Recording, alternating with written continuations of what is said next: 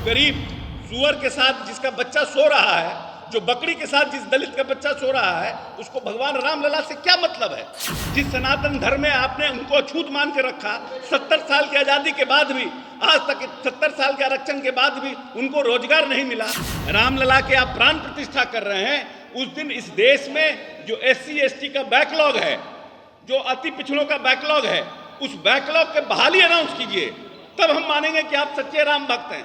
नमस्कार, मेरा नाम आलोक है। आप लाइव स्ट्रीम देख रहे हैं। पटना में जो JDU की बड़ी रैली होनी थी, भीम संसद का आयोजन होना था 5 नवंबर को, लेकिन अब 6 नवंबर से बिहार विधानसभा का शीतकालीन सत्र बुलाया गया है। क्या उसमें आरक्षण का दायरा बढ़ाया जाएगा? क्योंकि बिहार में जाति आधारित गणना की रिपोर्ट प्रकाशित होने के बाद इस पर चर्चाएं शुरू हो चुकी हैं। अब ऐसे में जब बिहार में विधानसभा का सत्र है 6 नवंबर से, तो 5 नवंबर की इस भीम संसद वाली रैली को, JDU की बड़ी रैली को 26 नवंबर को किया जाना है। अब वो तारीख तय कर दी गई है, यानी कि डेट बदल गई है, तारीख बदल दी गई है। अब 5 नवंबर को नहीं, 26 नवंबर को पटना में वेटनरी मैदान में भीम संसद का आयोजन होगा, जहां पर लाखों की संख्या में लोग पहुंचेंगे। इसकी जानकारी आज बिहार सरकार के मंत्री अशोक चौधरी ने दी है।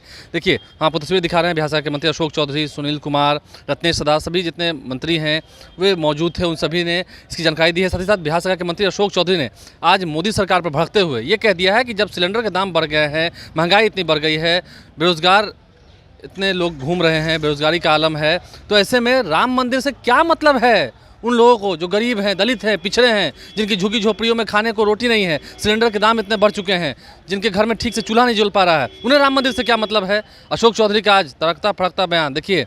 काफ़ी गुस्से में था अशोक चौधरी। क्या कुछ वो कह रहे हैं, जरा सुनिए।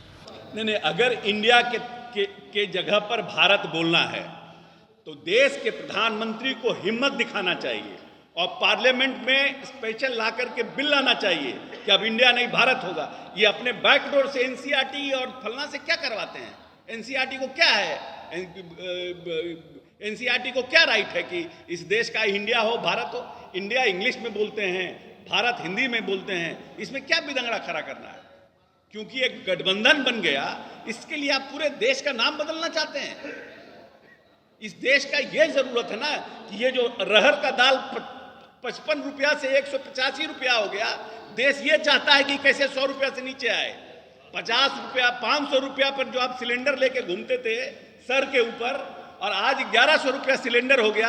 देश ये चाहता है कि फिर से कैसे 500 रुपया से 300 रुपया सिलेंडर हो जाए। उस पर कोई कुछ बोलता ही नहीं है।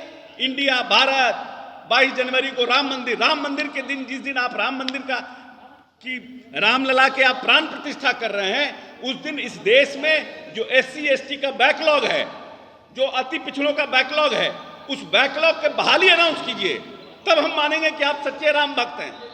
आपने अनुसूचित जाति जनजाति का बैकलॉग क्लियर नहीं किया, अभी तक देश में बैकलॉग बना हुआ है।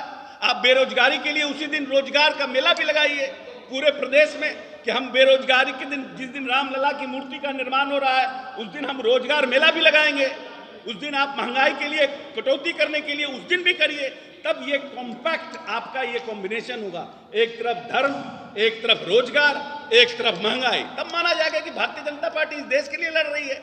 आप सिर्फ राम मंदिर का निर्माण करा करके, रामलला को बैठा करके, जो गरीब सुअर के साथ जिसका बच्चा सो रहा है, जो बकरी के साथ जिस दलित का बच्चा सो रहा है, उसको भगवान रामलला से क्या मतलब है?